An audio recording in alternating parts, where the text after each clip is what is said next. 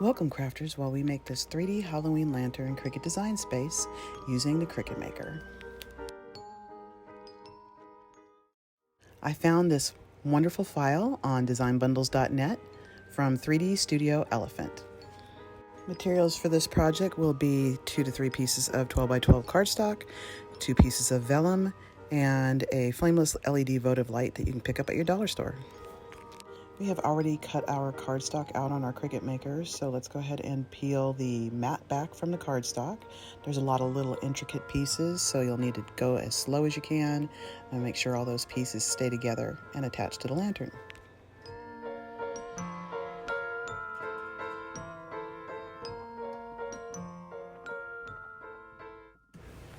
Okay, next we're going to go ahead and cut out our vellum paper. And if you're not familiar with what vellum paper is, it's kind of like a tracing paper. It's transparent, translucent.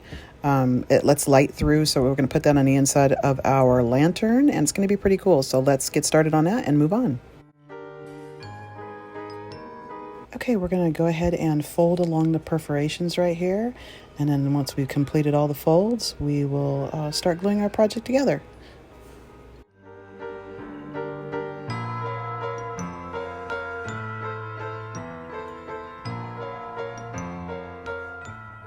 Okay, we're going to see how our vellum fits on the inside of the lantern, and I'm just going to go ahead and go around the edges and do like a little light layer of glue, some light dabs on the orange surfaces that the vellum's going to cover.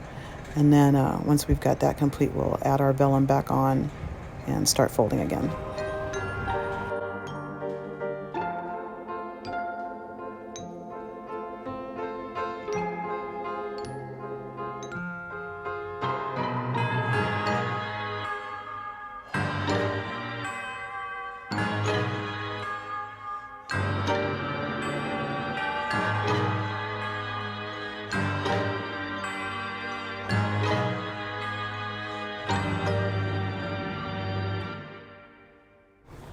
Okay, now that we've let that dry for a little bit, we're going to flip it over and we're going to fold the edges again just to make sure that vellum is nice and folded along with the cardstock.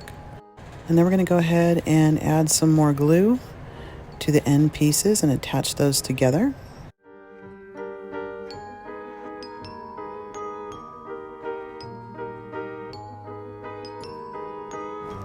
Okay, now we're going to take a little dab of glue, maybe on a paper clip or a toothpick if you have one, and just go in between the little sections on the top and glue those together. And take your time with this.